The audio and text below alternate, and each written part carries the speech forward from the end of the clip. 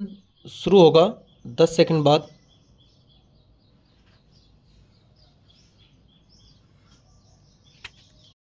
विश्व स्तर पर भारत अनाज से लेकर फलों तक के मामले में आत्मनिर्भर हैं।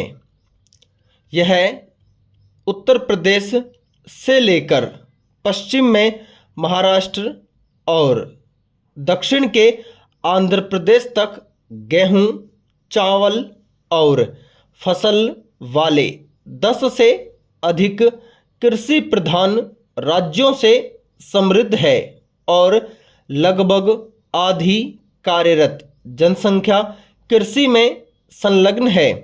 विडंबना यह है कि इस सब के बाद भी वैश्विक भूख सूचकांक में भारत 111वें स्थान पर है।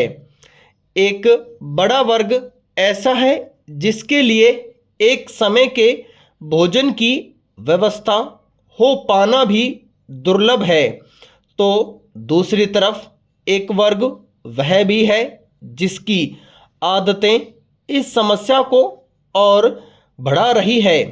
विवाह, उत्सव, आयोजन आदि में बने हुए भोजन का एक बड़ा हिस्सा आए दिन बर्बाद होता है। लोग अक्सर आवश्यकता से अधिक भोजन अपनी थालियों में सजाते हैं। इस प्रकार जो भोजन बच जाने पर किसी अभावग्रस्त व्यक्ति के लिए उपयोगी हो सकता था, वह खाद्य अपशिष्ट का रूप धारण कर पर्यावरण के लिए नई नई समस्याओं को जन्म देता है, जिसे रोकने का दायित्व केवल सरकार और प्रशासन पर डाल दिया जाता है। यह जरूरी है कि विषय की गंभीरता को समझा जाए और आदतों में बदलाव लाया जाए। पैरा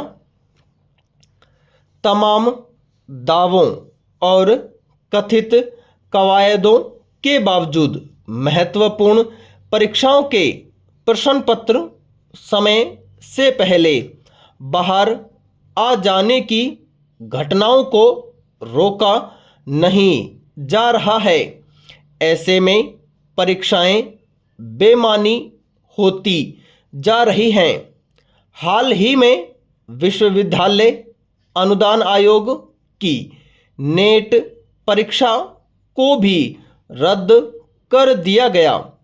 यह घटना फिर न केवल लाखों परीक्षार्थियों के लिए एक झटका है, बल्कि पूरे शिक्षा और शोध समुदाय के लिए भी एक बड़ी चिंता का विषय है। सबसे ज़्यादा दुखद पहलू है उन छात्रों के साथ प्रकारांतर से हुआ दुर्व्यवहार जिन्होंने सालों की मेहनत के बाद परीक्षा दी थी। यह घटना सरकार और नेशनल टेस्ट एजेंसी की लापरवाही को उजागर करती है। सरकार को इस घटना की गंभीरता से जांच करनी चाहिए और दोषियों को सजा देनी चाहिए। इसके साथ ही भविष्य में ऐसी घटनाओं से बचने के लिए मजबूत सुरक्षा उपाय करने होंगे। इस घटना ने एक बार फिर हमारी शिक्षा प्रणाली की कमजोरियों को उजागर किया है। पैरा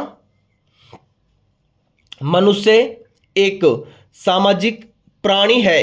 सभी लोग परिवार और अपने मित्रों के साथ रहना चाहते हैं। सोशल मीडिया ने मानव जीवन में एक क्रांति लाने का काम किया है। अपने विचारों को आम लोगों तक पहुंचाने में सोशल मीडिया एक सशक्त माध्यम के रूप में उभरा है। आज एक आम आदमी से लेकर खास आदमी तक सभी इसके अलग अलग मंचों पर जुड़े हुए हैं। इसके कुछ नकारात्मक पहलू भी उभर कर सामने आ रहे हैं। सोशल मीडिया पर कई बार अफवाहों का बाजार गर्म रहता है। राजनीति के क्षेत्र में भी सोशल मीडिया ने अपनी ताकत का एहसास कराया है। आज लोगों को सोशल मीडिया की आदत पड़ चुकी है। उस आदत की वजह से लोग अकेले रहना पसंद करने लगे हैं। इसके परिणामों का अंदाज़ा लगाया जा सकता है। ध्यान रखने की ज़रूरत है कि सोशल मीडिया हमारी सहूलियत के लिए बनाया गया है। हमें उसका गुलाम नहीं बनना चाहिए। पैरा हाल ही में आई खबर के मुताबिक उत्तर प्रदेश के लखनऊ में अवैध रूप से निर्मित मस्जिद और कारखाने एक दिन में तो बनकर नहीं तैयार हुए होंगे। लोगों ने अपने खून पसीने की कमाई से एक एक ईंट जोड़कर निर्माण कार्य कराया होगा।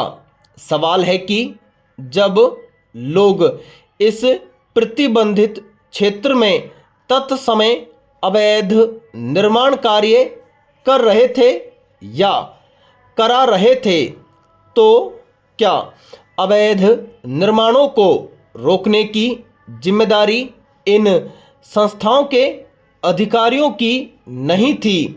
शुरुआत में ही वे अधिकारी अपनी जिम्मेदारी बखूबी निभाते तो आज पूरे प्रशासन को इतना हलकान न होना पड़ता और लोगों को दर दर न भटकना पड़ता। इसलिए अतिक्रमण के लिए जिम्मेदार अभियंताओं के खिलाफ भी कड़ी कार्रवाई की जानी चाहिए। पैरा शांति शब्द कहने में जितना सहज और सरल प्रतीत होता है, उत्सव में वास्तव में अर्थ की दृष्टि से यह उतना ही अधिक गहरा और गूढ़ है। संसार का प्रत्येक मनुष्य आज शांति की खोज में बिल्कुल उसी तरह से लगा हुआ है जैसे कि बड़े बड़े तपस्वी ईश्वर की तलाश में पूरी तन्मयता के साथ लगे रहते थे। अंतर सिर्फ इतना है कि ऋषि मुनियों को तो यह भली भांति पता था कि ईश्वर को कैसे ढूंढा जा सकता है, लेकिन आज के भौतिकतावादी मनुष्य को सही मायने में शांति का अर्थ ही नहीं पता है। फिर भी वह भेड़ चाल का अनुसरण करते हुए भांति भांति के तरीकों से शांति को प्राप्त करने का प्रयास करता हुआ नजर आता है। कभी शांति प्राप्त करने के लिए एकांत स्थान ढूंढा जाता है तो कभी लोग साधु और संतों के प्रवचन सुनने जाते हैं। पैरा सवाल है कि क्या प्रत्येक मनुष्य के लिए ये सारे प्रयत्न सार्थक सिद्ध होते हैं? संभवतः नहीं, क्योंकि शांति को हासिल करने में इन कारकों की भूमिका सदैव गौण होती है। शांति एक ऐसा सुंदर भाव है जो हमारे अंतर्मन में अपने आप ही प्रस्फुटित होता है, बशर्ते कि उसके प्रस्फुटन के लिए आवश्यक दशाएं हमारे मन मस्तिष्क में विद्यमान हों।